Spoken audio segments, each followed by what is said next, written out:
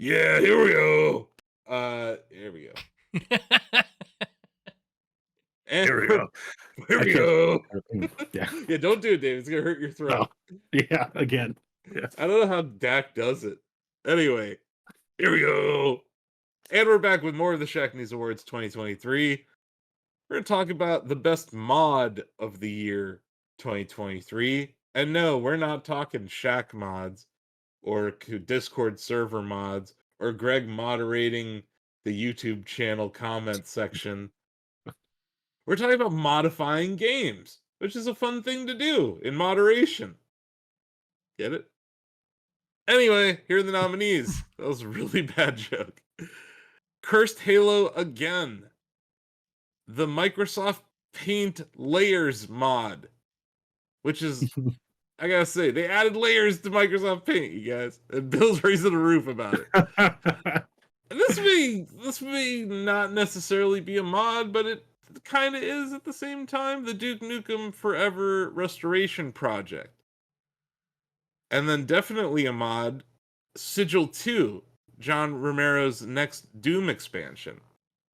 Which, how awesome is it that we're getting new levels from Romero for Doom in 2023? That's just great. So praise John Romero for doing it for Shacknews one more time with Sigil 2. Another mod is called Party Limit Be Gone for Baldur's Gate 3. I believe this allows you to add, you have party sizes of up to 8 characters as opposed to 4. And then another mod called Max Stack Sizes for RE4. This allows you to pile stuff on top of each other in your briefcase when managing inventory. Shouldn't do this on your first playthrough, but when you're messing around later on, it becomes a useful thing. And for someone like me who tends to spray and pray, having all the ammo possible and all the herbs possible in my briefcase is very useful. So those are the nominees, unless One more thing. Apparently David has something to say about this category. Here's the thing. I played MyHouse.wad early this year. I loved it. It has taken the Doom community by storm. It is arguably in contention for best horror game of the year if it weren't a mod for a game from 1994. And when we were going over our nominations, I knew I was missing something, and I texted Asif later, and I genuinely anguished that I missed my opportunity to nominate this game. And he basically said, well, I have the gavel, so you can nominate. You can come in with this nomination. And there it is. So I don't know if any of you... Yeah, you'll allow it. Thank you. I appreciate that. So I don't know if any of you have ever heard of this book called House of Leaves. It is one of the most polarizing books ever written. I hate it. I also love it. This book is about a descent into madness. You can see, getting into these pages, there are only so many words on every other page. Some of them are like pages of footnotes. Some of them are diagonal, and you have to follow a maze to read the prose. It's terrifying. It's a descent into madness that's about this house that is larger on the inside than it is on the outside. There's this room that keeps getting bigger and bigger until the owner's children get lost in it, and they have to go in, and there's something hunting them. MyHouse.wad is that. It is this crazy metatextual game that took over 15 years to make. I believe the guy who made it is dead. You can visit his grave, but no one's really sure if he's buried there. This game is wild. It is a sort of experience where it is a Doom 2 mod, and much like Breath of the Wild, you could beat this in 10 minutes, but you're not seeing everything there is to see, just like if you were to speed rush Hyrule Castle. You start noticing things are weird where when you go outside the house and you look through a window and you see enemies that were not in the house when you just passed through it. It's your first clue that this house is actually bigger on the inside than it is out. And all the while, the Doom 2, map 1, music is playing. But then if you go through the exit normally, you go back into the house and the music is sort of distorted. There are discordant notes. It's sort of cursed. You eventually get to the point where you're descending into the bowels of this house. There are enemies lurking down there that are not in any Doom game. And unlike Doom, you're not fighting hundreds of them. You're fighting one or two, and you're just fleeing in terror because the game is just that dread inducing. This game, it feels like a game. It's a mod, but it feels like a game. It does things with the Doom engine that even John Romero, who co-wrote the engine with John Carmack and wrote the Doom editor, said, I don't even know how this is possible while he was live streaming the game earlier this year. It is absolutely incredible. It is terrifying, and it doesn't feel like that right away. It's just like with the discordant notes, when you start to hear a song you just know there's something off, but you can't put your finger on what it is until eventually you are descending so deep into this house that you just can't wait until you can finally break out. But before you do that, suddenly you go down to the basement and you're outside and you're going toward a convenience store, and whatever was chasing you through the house is still on your path. MyHouse.wad is just wild. It's probably the coolest mod I've ever played. And it's very, very difficult to see everything it has to offer the first, second, or even third time through. There's actually, I'll link it in our staff Slack channel, but there is a great hour-and-a-half video that dissects everything about it. It goes into the connection to this House of Leaves book. It made me realize that liminal spaces are just terrifying and why people avoid them even unconsciously. Like you don't want to spend too much time looking up and down hotel hallways because that just doesn't, there's something kind of unnatural in those spaces.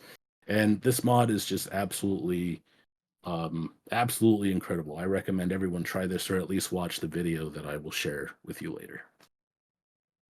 Yeah, a fine nomination. And yeah, I know we talked about it earlier this year, but this year I feels like it's gushed been, about it, yeah, but felt like 10 years ago, even though it was like 7 months or something like yeah. that. It's just like it's been that kind of year where when we were in the nomination process, I knew there was something I was forgetting too. Yep. And then David texted me like 8 hours later. He's like, I forgot to nominate MyHouse.wad. And I'm like, yeah. Dune mods are awesome. Yeah. This one is next level. And I'll But say that mods are the reason that like Doom is still going. I would argue that mods exist because of Doom. Like that game made mods fun. Like you can make your own maps. You can also make completely new games like MyHouse.wad. It's pretty crazy what people can do with the engine. And even one of the co-creators, its most legendary co-creator, was like, I don't even know how they did this while he's playing. And that's a pretty cool thing to see. yeah, absolutely. Well, let's go through these other nominees. Cursed Halo again. This was a sequel to the Cursed Halo mod that was released for the Master Chief Collection. This one adds new enemy types, some cutscenes, random effects, and even a Halo kart Grand Prix mode. So there's like a racing game added to Halo in this. So it's pretty neat. It's a fun game. I love my Halos, and I like seeing that. I mean, somebody needs to make unique, fun Halo experiences, so why not the community?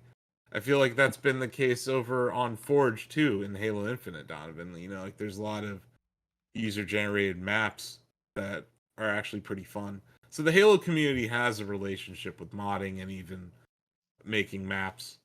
And Cursed Halo again is definitely one of those that came out this year. So we had to tip our cap to it. Probably the mod that I was most excited about this year was this MS Paint Layers mod. Because I don't use Photoshop. Photoshop makes me sad. When I open it, I cry. So most of the images that I use, most of the screenshots that I work on are just I'm using MS Paint because it's just easier to dump a screenshot in there. So adding layers to Paint opens up a whole new world for meme creation, which is really what this is all about. Can I make dank memes with it? So yes, the MS Paint layers mod, it really did. It opened the door for that. MS Paint Companion is what it's called. It's over there on itch.io if you want to try it out. I think it achieves something that really like there's levels to mods, right?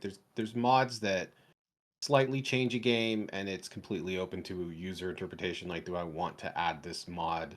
It's not really my thing. I'm gonna skip it, or oh, it is my thing. I'm gonna install it. It's very cool when a mod comes around that arguably makes something, I won't say completely objectively, but like leaning a little more towards objectively better than subjectively better. Like layers to MS Paint feels like a thing of like, how do you then go back to using Paint the vanilla way? Yeah. Like it arguably makes it better, and it's very tough to argue against that. Like it's very difficult to go back to saying like, oh, I'm going to use vanilla MS Paint now. And I know that a lot of people, as funny as this may sound, yourself included, still use MS Paint a lot. Um, and it's something where if you're a developer, I mean, aside from the fact that we could argue that maybe Microsoft doesn't really care about MS Paint or updating it, I don't know. But what what do you do when someone comes around and just makes your product better?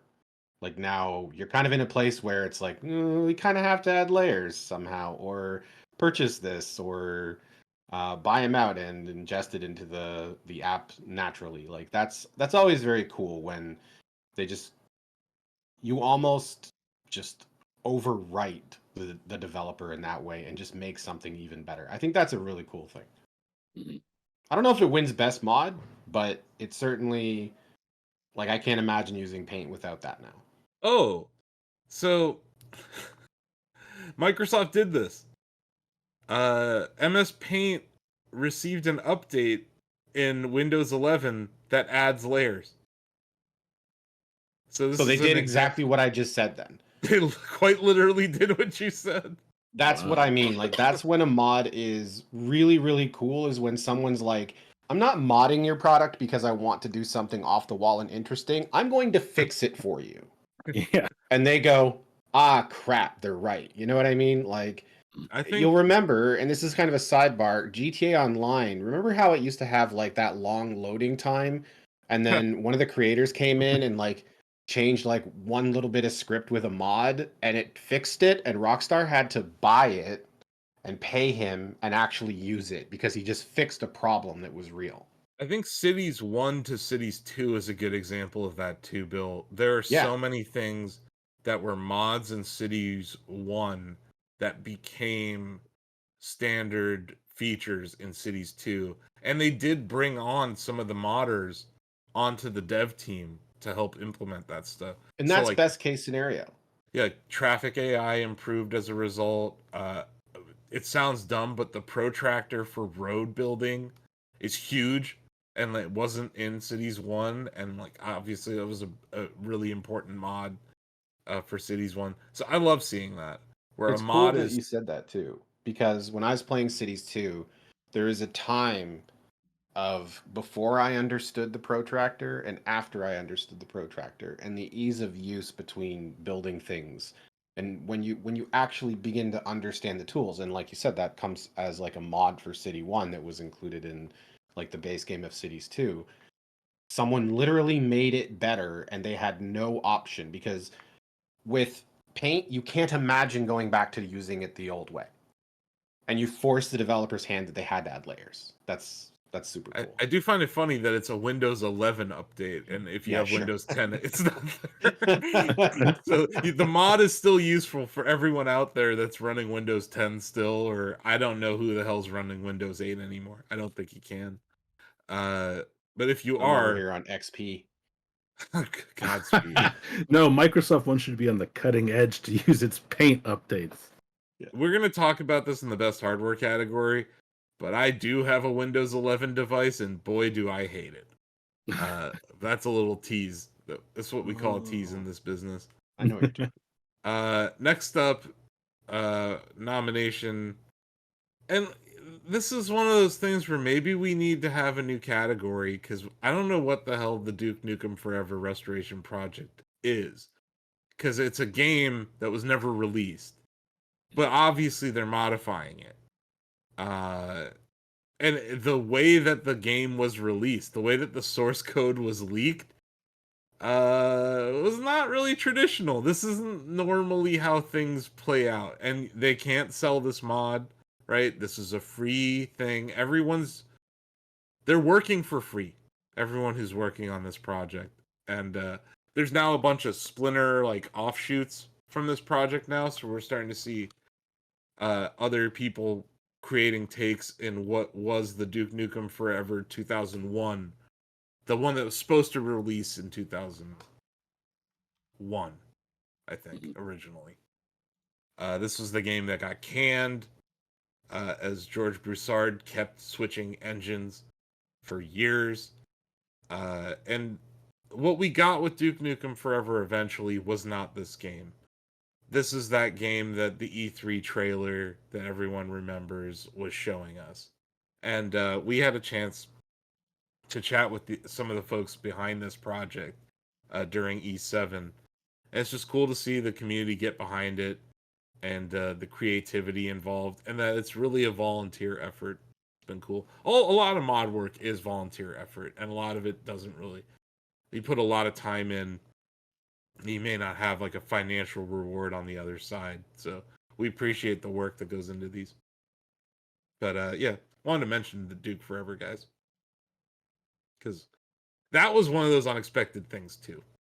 Yeah, it's really cool that that exists. And to Bill's point, 3D Realms, Gearbox, whoever owns Duke these days wasn't going to do it.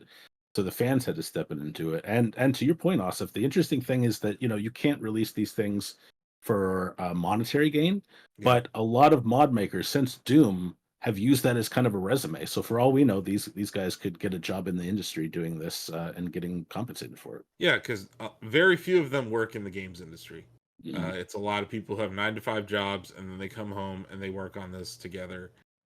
So yeah, it's cool. And yeah, I agree that modding is one of those ways to show your talents in game dev Mhm. that you don't have to have someone give you a break to do it. Like you can Yeah. just do it yourself. Uh, PUBG I think is a good example of that, right? That was a DayZ mod or an Arma mod, Mhm. and then it turned into a freaking game. Dota. Uh, Yeah. Dota. Yeah. Hmm. Not So to mention a lot there of like are modern game examples of that. devs I've interviewed have like started their dip their toe in the water from modding. Like that's where they got Mhm. their first experience. Like not making a game from scratch, but modding an older game that they Mhm. enjoyed. And like I'm curious what anyone's thoughts are on this because like we're seeing like a new wave of ROM hacks now. Are we in a situation where we need to start breaking that out as a category? Because Uh, they're not yeah. necessarily mods, right? Right. They Uh, are I've played a lot of ROM hacks this year and I'm just super impressed by them. Like I played it was a Super Mario World mod that was really short. It had like maybe 30 levels, but every level was a puzzle and you had to find the secret exit to actually continue to the next level. Even if you took the normal exit, you'd open up a branching path to a secret area. It kind of flipped the script. I've played some that like the Ninja Turtles crossed with Streets of Rage 2 ROM hack for Genesis. Yeah, there are just people out there. There are entirely new Zelda games built on the original, on Link to the Past, Ocarina of Time, like brand new games, dungeons, bosses, everything. I do think that best ROM hack could definitely be a category we it consider. could, but it doesn't. That's why I brought it up when we were talking about Yeah, this Duke Nukem Forever because like it's a whole game. It's a whole it's a whole ass game. game. Yeah. And it has a multiplayer version that they're working on, and so we're gonna have Duke matches. I think they already have Duke matches, but yeah, like it's just the lines are kind of blurring here between a traditional mod and these ROM hacks. Also, like Grand Poo World 3 shipped this year. It's another. The Mhm. Super Mario World community has been leaps and bounds ahead of everyone else when it comes to ROM hacks. There are a lot of really cool ROM hacks in that space, Yeah. and just all these developers are super talented because they're working in these weird constraints and they're still able to ship really fun new experiences. So wanted to shout them out, even though I think that's a next year thing for us. We may have to start considering ROM hacks as a category. Mm. Uh, David, you're the only person I know on Earth who has played this mod, but Sigil 2 is coming out this month. If you could Yeah. let the folks know how awesome Romero is at making Doom levels again. Yeah, so I nominated this because I want people to know about it. I can't vote for it because it's a conflict of interest in a lot of ways, but Sigil 2 is effectively the unofficial, official 6th episode of Doom, just as Sigil was the 5th episode. The premise behind Doom is that each of the original 3 episodes were harder than the last in different ways, and then Ultimate Doom added a 4th, and then Sigil and Sigil 2 have Sigil 2 just takes the difficulty to a crescendo, but it's not unfairly hard. It's meant for people who have played a lot of Doom. Doom is meant to be played on ultraviolence. Every level of Sigil 2 has a cyber demon. It has a ton of puzzles. Most of the floors in this game are damaging because you are like in the deepest, darkest bowels of hell. It's really, really fun. Romero did a lot of cool things aesthetically and mechanically. Like the third map is probably my favorite. It's just this big field of lava with a bunch of teleporters, and you have to like work out which teleporter takes you to which destination. Destinations you can only reach via teleporter. I just think it's a really fun mod, and it's the sort of mod that isn't out to change the game, but feel like a natural extension of it. Like his whole kind of modus operandi when he makes these Sigil episodes is if Doom had a 6th episode or 5th episode, this is what it would be. And this is the guy who wrote the Doom editor, who was the lead designer for the lead level designer. And Sigil 2 is just a hell of a lot of fun. Nice. A worthy nominee. Sorry, I'm going to get us going really quickly here because I have a meeting I got to run to after this deliberation. But party limit be gone. I don't think we need to belabor this. Baldur's Gate 3 is awesome. It's better when played with friends. And this lets you play with 8 friends or 7 friends, including yourself. So yeah, that is pretty awesome and a useful mod. And then on to the next one. Max stack size is also kind of simple. RE4, every RE game involves inventory management, and it can be frustrating. You can run out of ammo, you can run out of green or red herb. This allows you to stack similar inventory items on top of each other. I think it's like stacks of 99. Yeah. So yeah, it really changes how it feels to play the game. You should play the game without this mod first. But yeah, on future playthroughs, I think it's a mighty fine mod. But David's MyHouse.wad, may be a little more interesting than some of these other ones. So let's get to the vote. What do you say? David, I'll have you kick off the vote. Gotta go with MyHouse.wad. Sweet. Donovan. I'll vote for My House. Sweet. I'm gonna wait. Greg. David made a very compelling argument for that mod, so I'm gonna do my house. TJ. I'm gonna go with the Duke Nukem restoration project. Like, that's a difficult undertaking to put something like that back together, and power to him because there is no love for Duke anymore. Hold on a second. Uh-oh. He's You are right, out of out of order, principle. sir. Yeah. I mean, there's no love. Duke. Well, no, like us as fans love Duke, but where's the love in the industry? Who's Okay. making a new Duke Nukem? Who's making the next game that Yeah. hopefully doesn't suck? These guys are the only ones I know of. No, that's a good point. Yeah, the whole community is doing a better Starved. job. Yeah, they're doing a better job supporting Duke than the people who own the IP. I'll give you that. Mm-hmm. Bill. Based off the fact that I'm never going to watch the video that David put in Slack, and I'm permanently disturbed based on what I saw and him showing us pages of that book, I'm going to vote for MyHouse.wad. But I will never play it. I'll never watch it. This is it, David. You have my vote. Don't ever bring it up again. I love it. Okay, well that's certainly a vote. Steve. Love it. Dave convinced me on My House. Nice. I'm gonna just go on a limb and say that Sam would have agreed with you too, David. And I think Fair enough. Ozzy probably would have agreed with you. I think Denny would have agreed with you. Wow. I agree with you. So, everybody except TJ. But you know what? The Duke Nukem That's Forever alright. restoration project That's deserves a hell some of a love too. project. And that was probably going to be my vote until My House showed up. I did watch the video back when David sent it to me months ago. But there's a lot of stuff happening, and I forgot entirely about it. Because, mods kind of like, you're like, oh, that's cool. And then you forget to download it, and then it just, poof, disappears from existence. That's what happened with this. I'm glad that we were able to nominate it. It may not be on our fancy nominations image that went out, or it may not be in the article with the nominees. But that's what makes the Shacknews Awards special, is that we do our very best to celebrate video games every year. And Doom is deep in the Shacknews DNA. And so is modding of id Software games. So congratulations. You know who made this, David? Is there a name? I can't remember his name. Maybe he's dead. Maybe he's not. I'll have to We don't even know if they're double-check. alive or not. Right. Okay, so I don't know if I should be Designed by Steve Nelson, Veg. There you go. Yes. Thank you, Donovan. Steve Nelson. Well, Steve Nelson, if you're out there, or the house hasn't consumed you yet, congratulations. Is it MyHouse.wad? Is that right? Yeah. MyHouse.wad. It's just really interesting, David, because one of my favorite Duke levels was called D House, and now here we are with My House. Yeah, MyHouse.wad is the best mod of the year 2023 at Shacknews. Congratulations.